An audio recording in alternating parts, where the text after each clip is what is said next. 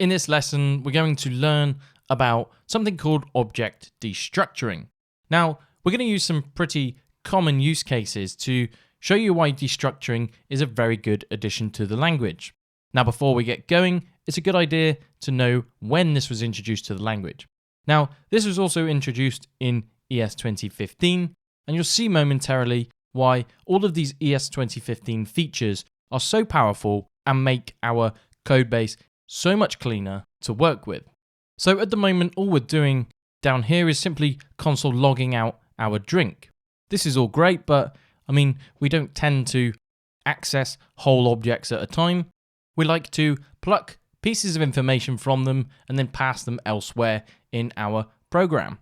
So in this case, what we might end up doing, let's say we want to somehow unpack some of these variables. We could say constant my drink ID equals drink.id. We could then go ahead and console log this out, my drink ID, save this out, and here we have our ID printed out in the console. Now, similarly, we might want to access the drink name because it might be that we're rendering these properties out in the browser, so we want to access them one by one. And we could also go ahead and reference the drink sale price because the drink might currently be on sale. Now, to do this, we actually need to hit the drink dot price, but when we hit dot again, we need to now choose between full or sale. Similarly, we can go ahead and drop these inside of our console log and save it out and check it out over on the right hand side of the browser. So here we've got the individual values, the ID, the name, and the price. And this is a pretty common pattern that we would typically use in JavaScript development and essentially pluck different properties from a particular object. Now, what we're going to show you next is something called destructuring. Now, this applies to both arrays and objects and is extremely useful. You can see already how much code there is up here, and you can imagine thousands and thousands of lines of code that we're about to save by introducing some destructuring.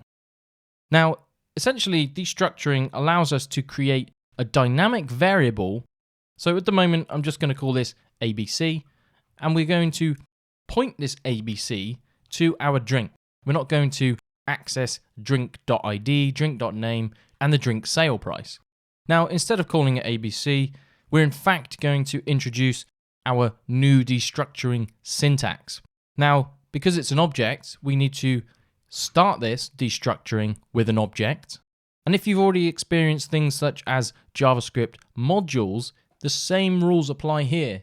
We're technically destructuring things when we import and export them. So the syntax is pretty much the same. It follows the same rules.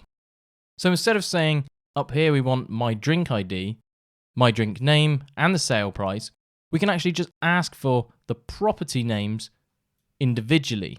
So first off, we can say I want the ID, I also want the name, and I also want the price. Now, if we go ahead and log these underneath, ID, name, and the price, save them out, and check them out over here.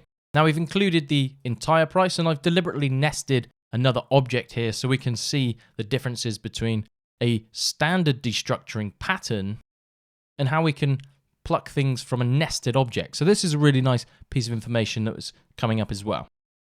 So you can see already that we've technically saved 2 lines of code, and this is actually quite easy to read. We can see that I'm plucking those ID because we tend to read left to right, especially in English. We have I am asking for the ID, I'm asking for name, price, and that all comes from my drink object.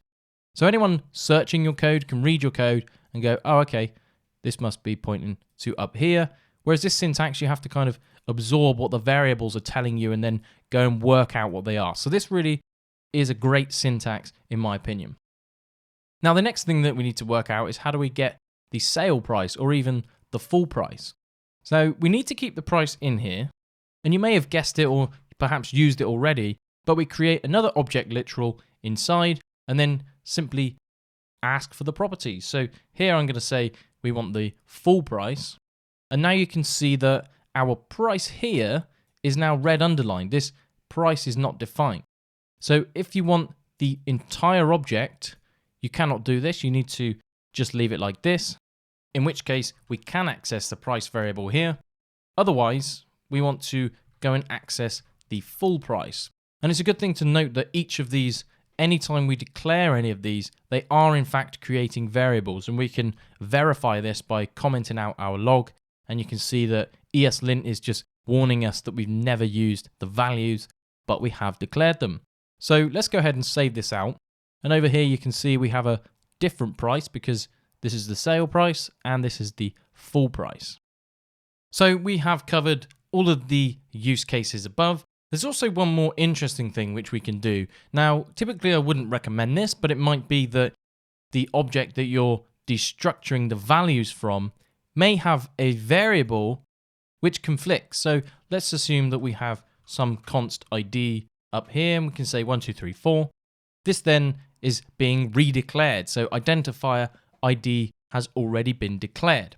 So how would we get around it in this instance? Now, the interesting piece is we can add a colon. Now, it's almost confusing at this point, but it's one of those things which we have to stick with the syntax, and we can just rename it something like this, my ID. Now, this my ID, we can put this after our other ID in the console log. So we'll have 1, 2, 3, 4, followed by the string and the lemonade, and then finally the number. So if we want to rename any properties that exist, we do this after we've destructured. So we destructure the property and then rename it by redeclaring almost what looks like a new value.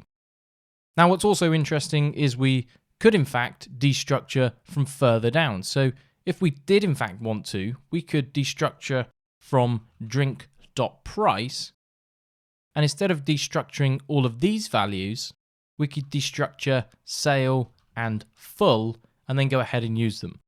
So destructuring will work anywhere that we'd like, and we can verify this real quick by adding them to our console. I will go ahead and just remove the ones that we aren't using. So here we go. You can see we have drink.price, and we're destructuring sale and full, which are these properties up here. Now, there's also one more syntax which we can take a look at as well. Now, let's just revert everything back to where it was. We had ID with my ID, we had the name, we had the price, and then inside that we had full. We can remove the .price from our drink. We can go with my ID and the name and the full price. Now, we don't need this constant ID anymore because that was just to demonstrate the naming conflicts.